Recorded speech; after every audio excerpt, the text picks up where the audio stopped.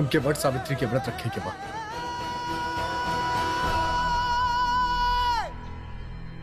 ई व्रत हमनी औरतन अपना पति के लंबा उम्र खातिर रखे नी, फिर आप कैसे? सिर्फ औरत के मांग के सिंदूर और गला के मंगलसूत्र बन के उनके शरीर से लागल रहल ही सुहाग के निशानी ना हो खेला। औरत के सौभाग्य हो खेला सुहाग। तो फिर हर दर्द, हर तकलीफ, हर धर्म, हर रस्म सिर्फ पत्नी का है नहीं, हमने का है। सिर्फ पत्नी ही का है अपन पति के लंबा उम्र की जिम्मेदारी ले है, और ऐसे लंबी उम्र के फायदा ही का। किस्मत में मेरी लिख दी है, क्यों तूने तन्हाई, कैसे समझाऊं तुझको, है प्रीत की रीत जुदाई, है प्रीत की रीत जुदाई। लौट के आजा साजन मेरे, लौट के आजा साजन मेरे, क्यों है ये रुसवाई, अब क्यों है ये रुसवाई। सिया, सिया उठा, सिया उठा, घर चले के बा। इतना के सुतिला, वैसे भी कुंभकर्ण हम बनी, तू काहे सुतल बाड़ू? तोरा पता बा आज का बा? आज वट सावित्री बा। एंड गेस व्हाट, हम का केले बानी। आज हम हूं कहनी जौन तू हमरा खातिर करेली। आज खजूर रसगुल्ला खातिर व्रत रखलस।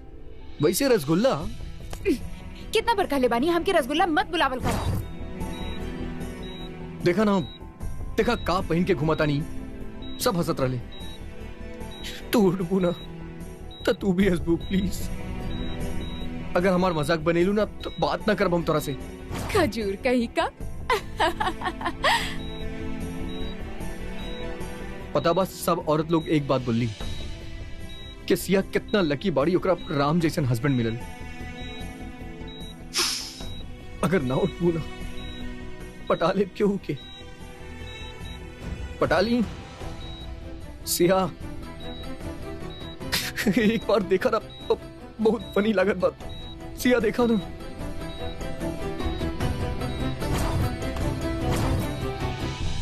अब चलो जल्दी से हमके सिंझारा खिला दा।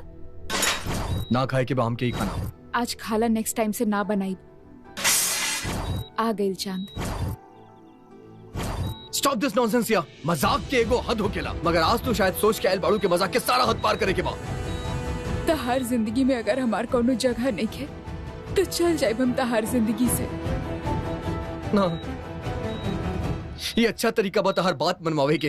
अच्छा ठीक बा, तो हर सारा बात मान ले, कबो परेशान न कर। तू जौन कबू करब, लेकिन एक बार उठ जा प्लीज सिया, उठ जा। एक बार उठ जा सिया प्लीज। वो पिंक टी शर्ट लाई लू ना, वो भी पहन ले, वो शॉर्ट्स कार्टून वाला सब कुछ पहन ले जौन तू बोलबू बस।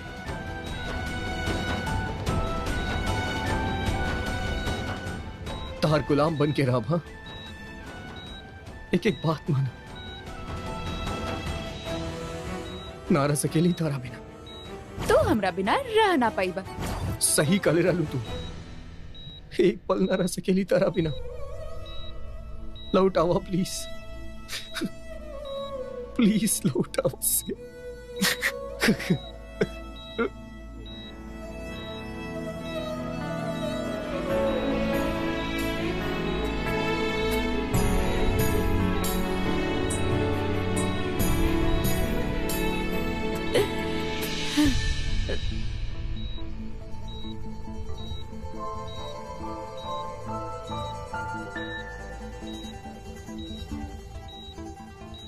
I'm really sorry, कुंवर सा। जहर उनके जिस्म में पूरा तरह से फैल चुकल बा।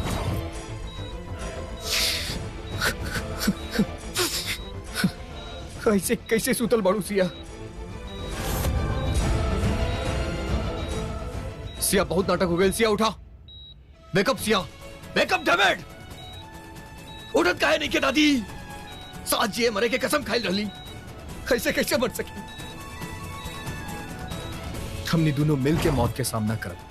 हमने जियब भी साथ में और मरब भी साथ में। सिया, चला लंदन चल जाए ना आइल जाए वापस। एक बार उठ जाना सिया प्लीज।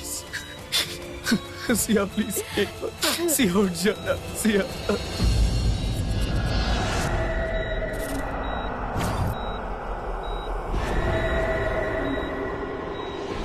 रोली राना सा, आज जितना चाही रोली। सौतन के हर प्यार के बहादीन आंसू में कहे के कर जाए के बाद सिर्फ आप और हम रहा।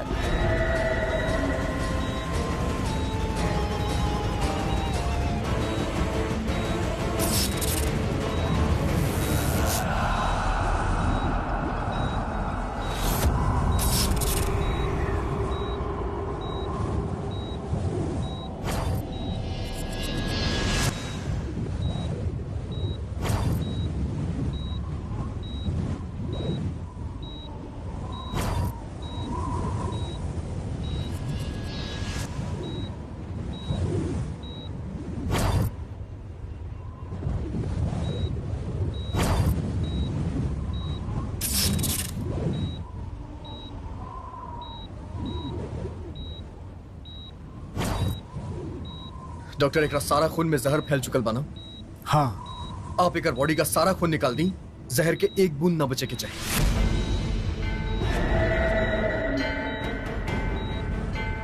और सिया की बॉडी में आप हमार खून डालें, हमनी के ब्लड ग्रुप मिलेला। लेकिन कुंवर साहब अब बहुत देर हो चुकल बा, कोनो फायदा नहीं खे। काहे फायदा नहीं खे सर, आपके मेडिकल साइंस तो फेल हो गई, लेकिन हम क्या अपन भगवान पे पूरा विश्वास पा। एक खातिर हम जैसन कहा था आप वैसन कर। ट्रांसफ्यूजन की तैयारी शुरू करें।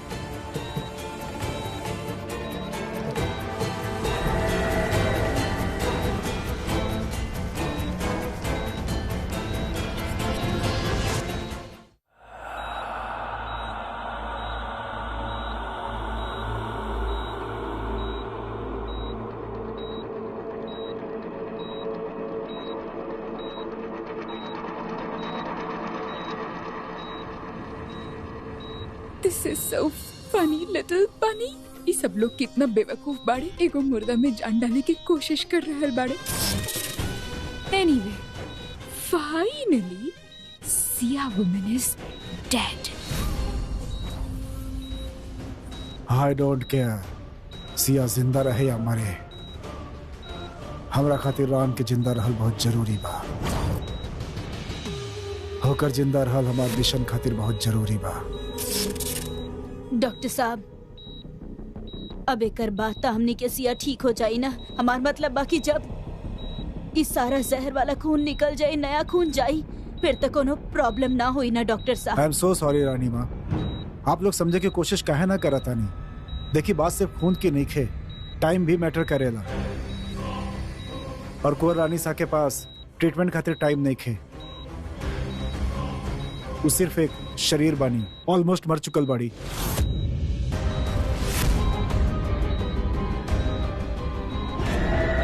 ये सिर्फ वो वेंटिलेटर के जरिए जिंदा बाड़ी। अगर ये मशीन बंद हो गई तो इनका सांस चलल भी बंद हो जाए।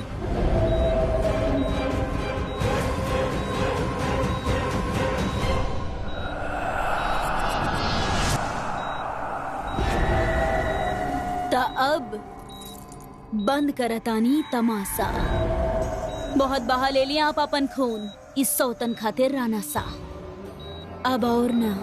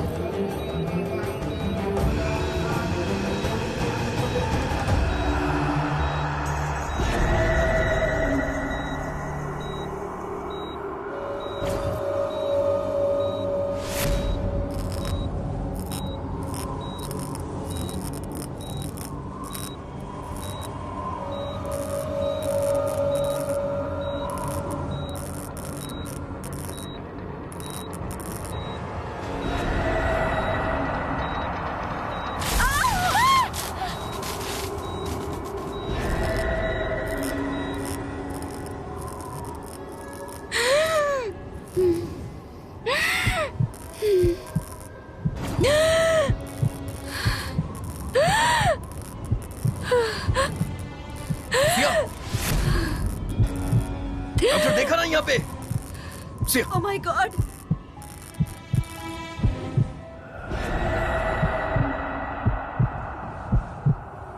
डॉक्टर साहब कुछ डॉक्टर करिए साहब, ना कुछ करिए। प्लीज।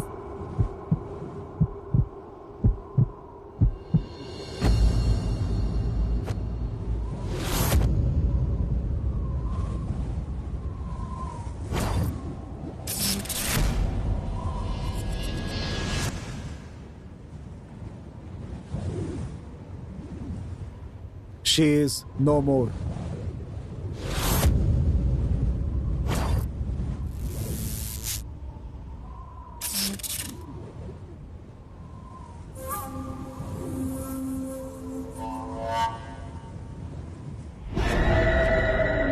सिया, सिया आंख खोला, सिया आंख खोला, सिया गेट अप। सिया हमार बच्चा तरह कुछ ना हो सकेला बच्चा। कबो खून कबो आंसू, कितना खर्च करब अपना आप के इस सौतन खातिर राना सा।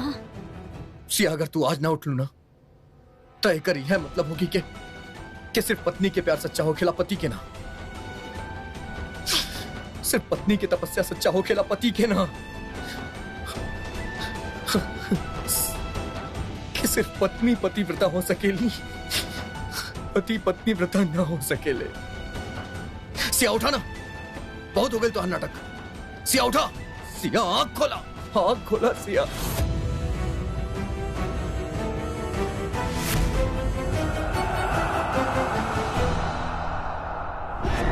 तू हमके छोड़ के ना जा सकेलू, ना जा सकेलू सिया।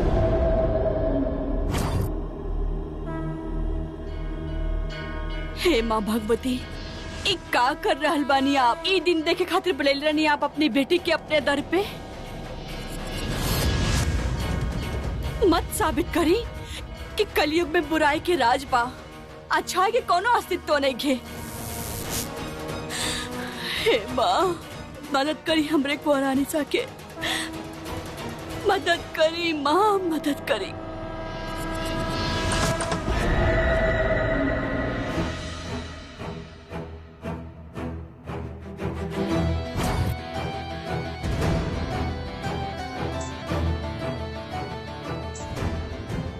पाँच सौ बरस से यह पल के इंतजार में नजर बिछाइल बैठल रहली मोहिनी राना सा कि आप हमार और राना सा के बीच ई कांटा निकल जाए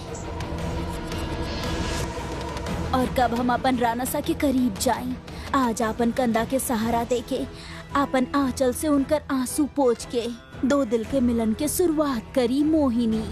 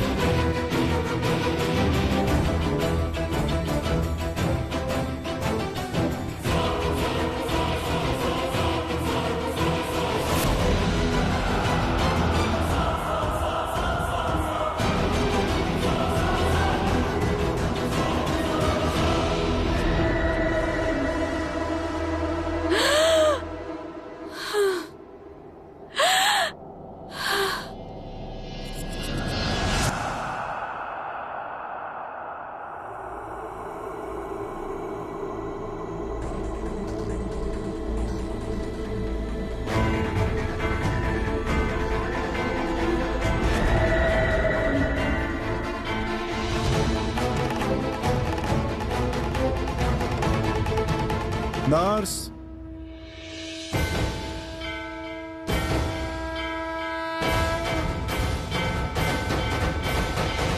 सिया, सिया,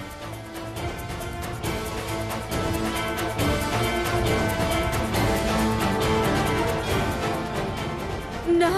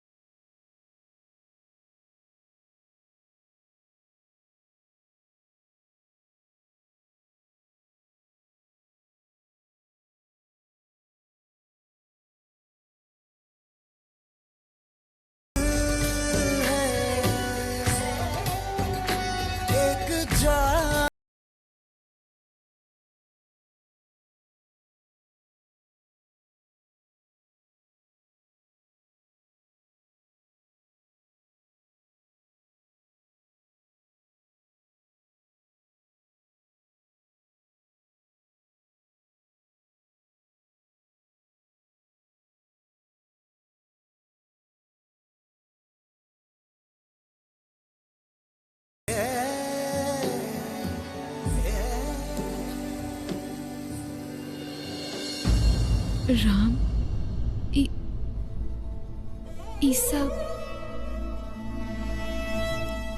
ई सब हम बनैले बानी। व्रत रखले रहनी तारा खातिर, बट सावित्री के। रियली? या ई बार तो तू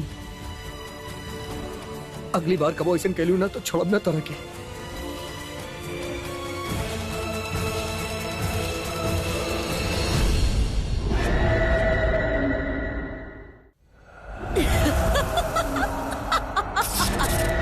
मोहिनी के हरैनी बड़ा मजा आयल। मोहिनी हार गई, पुरानी सा लौट अली। तोर जादू पैर के धूल, हमरे कोरानी सा के प्यार गुलाब के फूल। तोर लालच मुंह के खैलस, सच्चा प्यार के परचम लहरैलस।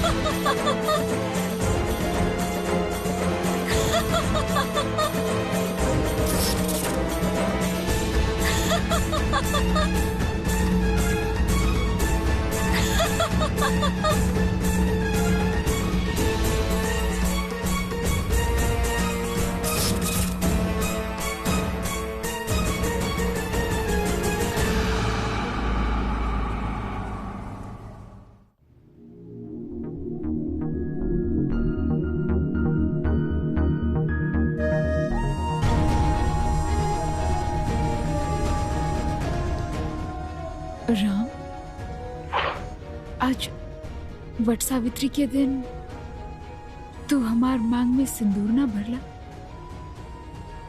जाके सिंदूर लेके आवा ना।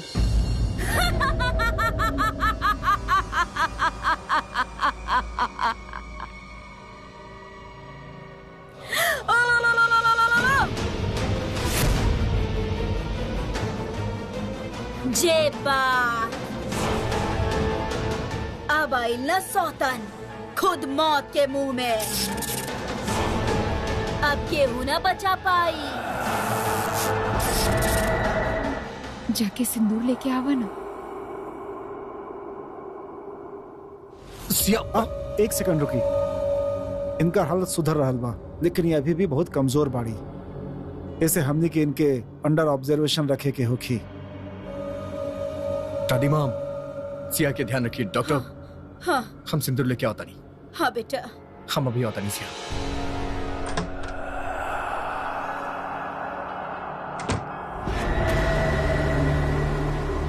बहुत हो गई चूहा बिल्ली के खेल।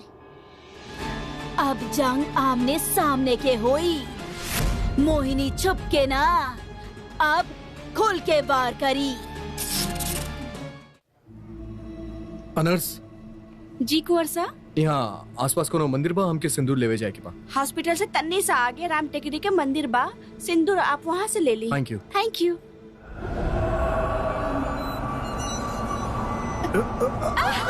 धक्का के देलस। धक्का के देलस। अरे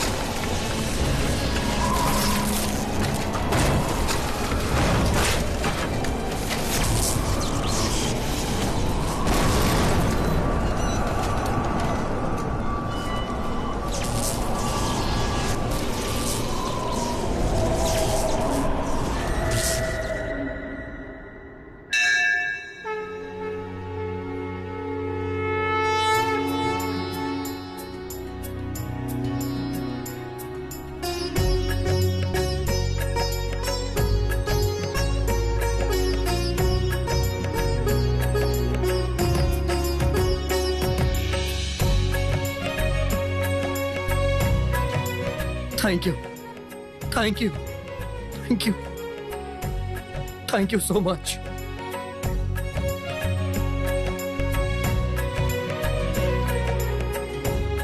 thank you Mahadev, thank you Mata Rani, thank you वट वृक्ष। हम आप सबके जितना थैंक यू बोली इतना कम बा। आप सब हमके हमारी जिंदगी वापस कर देनी, हमार सिया वापस लौटा देनी। आप सब हमके विश्वास दिला देली कि सिया और राम कब वो अलग ना हो सकेले। ये विश्वास के वजह से हम इतना बड़ जंग जीत पहले बानी।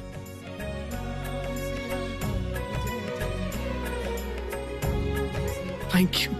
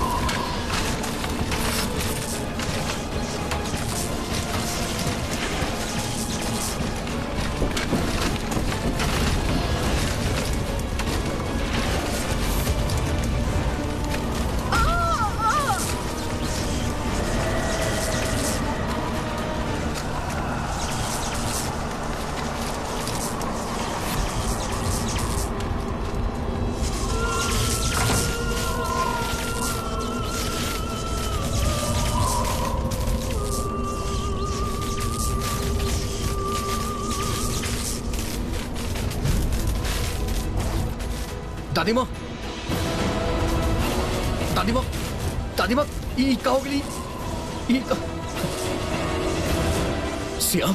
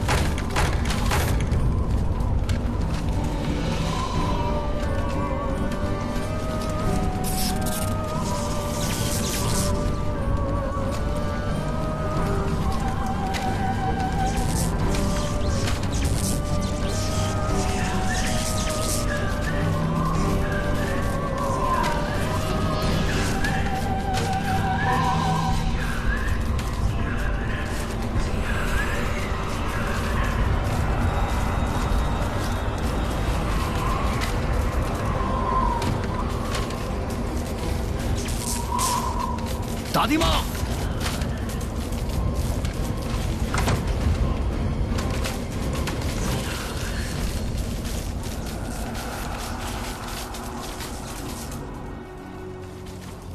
छोड़ दो हमार सिया के।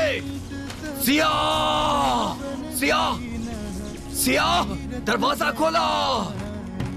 सिया, चला गगन पथ आतुर भायन रथ हाकी ओए, रुक।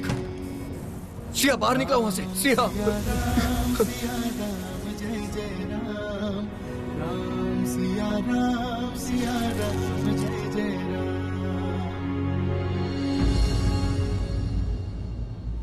राम। सिया, दादी माँ, से हमार सिया के ले गए। चुड़ैल, चुड़ैल हमार सिया के ले गई। का करी चुड़ैल? सिया, का करी? कैसे लाई सिया के वापस? कैसे लड़ा वो बुरा शक्ति से? का करी हम?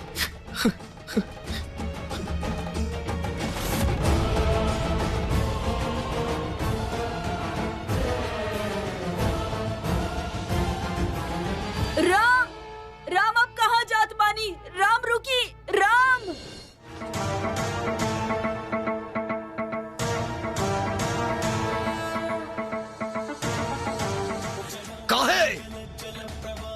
काहे हम के गलत साबित करे पे तुलल बानी आप? अगर सिया के हमरा से वापस छीने के ही रहे तब वापस लौटावे के नाटक का है?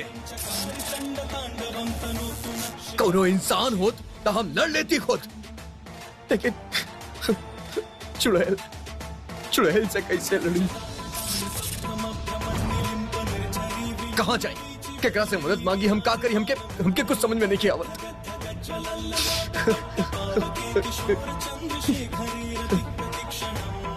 मौत से लड़के ओकरा वापस लाहिल रहनी, हम वापस ना हो सके। हमके कुछ समझ में नहीं आवत। सिया कहाँ बड़ी? हमके बतावा प्लीज, प्लीज, प्लीज हमारी मदद करी प्लीज।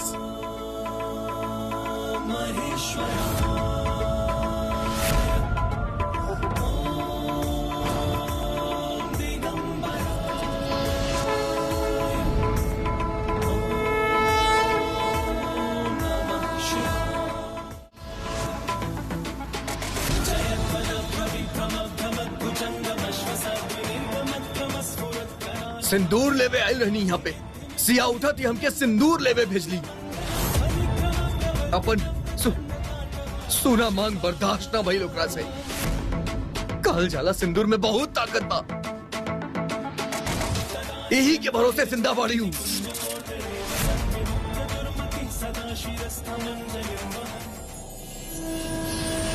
राम रसायन तुम्हारे पासा, सदा रहो रघुपति के दासा।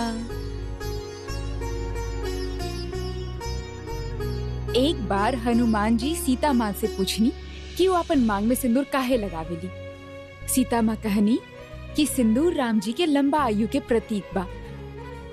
ओकरा लगाए से उनकर सुहाग की उम्र बढ़ी ई सुन के हनुमान जी तुरंत वहाँ से चल गए और जब वापस आइले तो सीता माँ देखनी कि उनके पूरा शरीर पे सिंदूर लगल बा। एकरा देख के सीता माँ उनकरा से कारण पूछनी और फिर हनुमान जी कहले कि जब आपके मांग के एक चुटकी सिंदूर हमार भगवान के लंबा उम्र दे सकेला तो हमार पूरा शरीर के सिंदूर उनके अमर बना दी।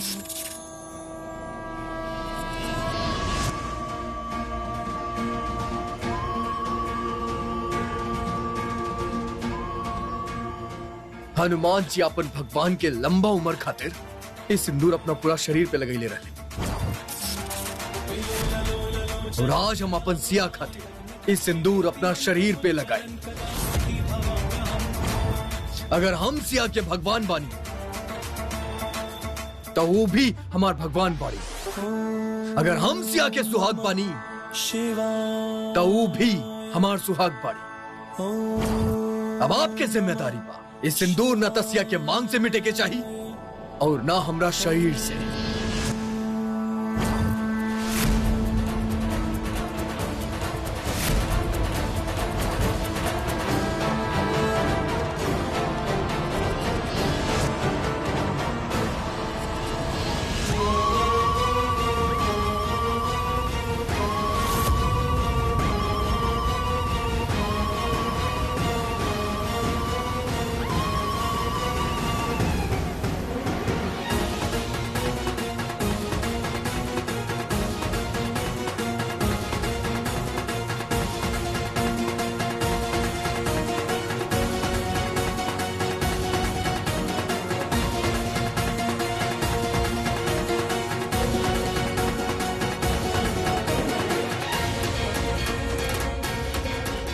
आप ही हमके रास्ता दिखाई, अब आप ही हमके सिया तक पहुंचाएं।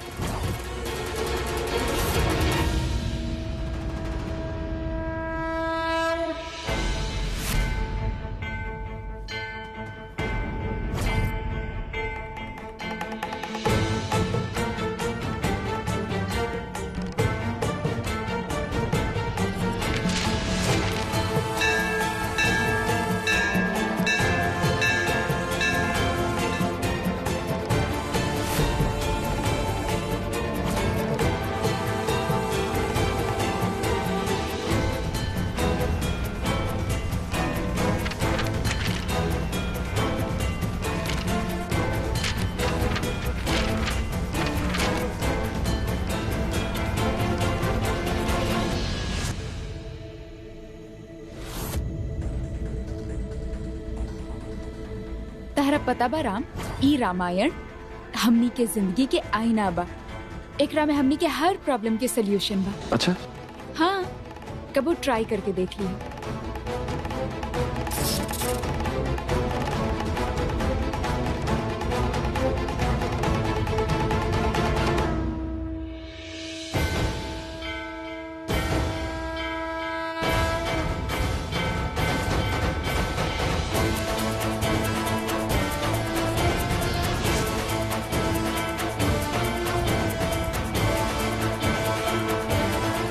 अभी रामायण ही हमरा सारा सवाल के जवाब दे।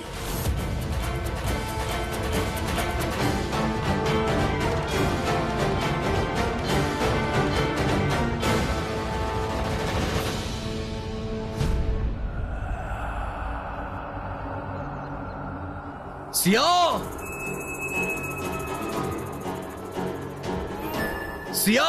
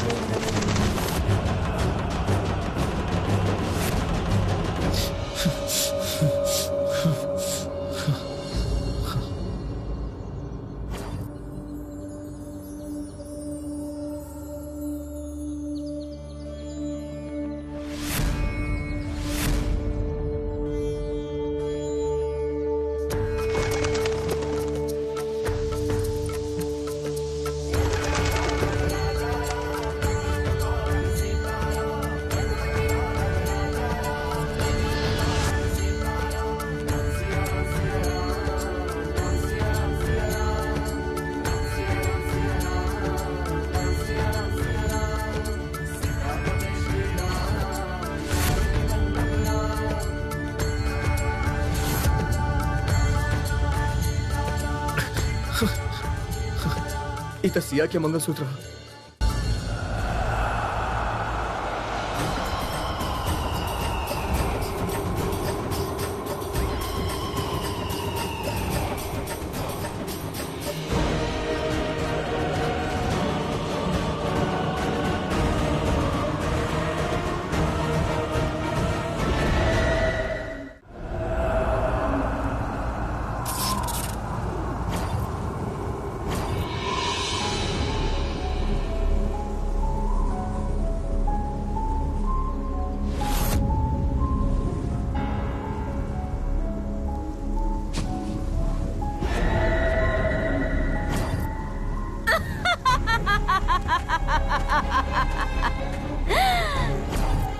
मुबारक होके मोहिनी, मर गईली रे तोहर सौतान।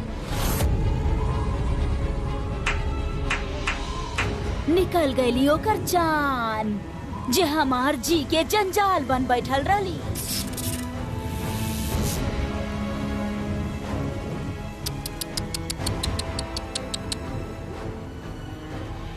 छाती ठोक के दावा कैले रहलू ना तू कि तू रानासा के खुद से दूर ना करबू।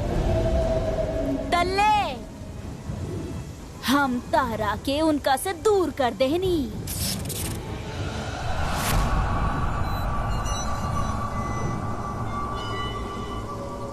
तहार सिंदूर के जिद ही रानासा के तारा से दूर और तहार मौत के तहार करीब कैलस।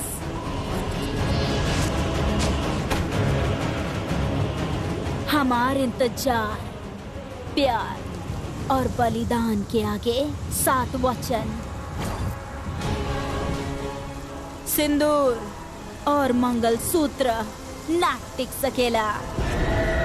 एकर शरीर के का करे के बा मोहिनी? एकरा मिटावे के बा ना।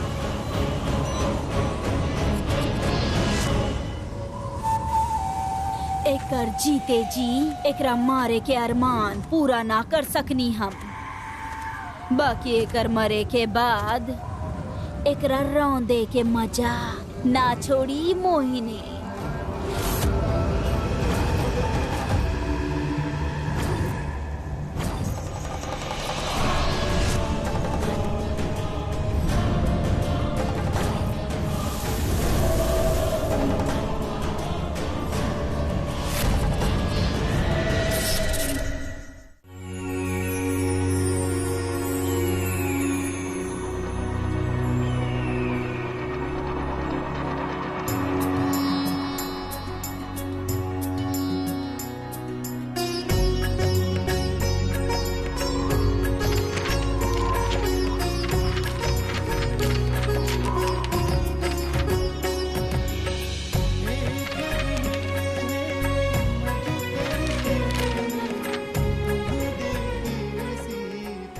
सीता हरण के बाद जब श्री राम माता सीता के ढूंढत रहले, तब गिद्ध रूपी जटायु जी उनके बतैले कि रावण सीता के हरण कैले बा और वो उनके अपना साथे लंका ले गए बा।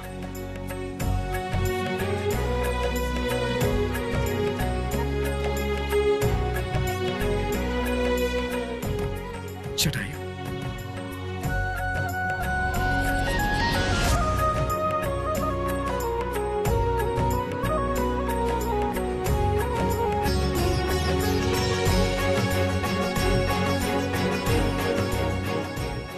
चाहे सतयुग होके या कलयुग, सिया के जब जब हरण हुए राम ओकरा बचा नहीं। अब दुनिया की कोनो भी ताकत तारा हमरा से अलग ना कर सकेला सिया। आवतानी हम।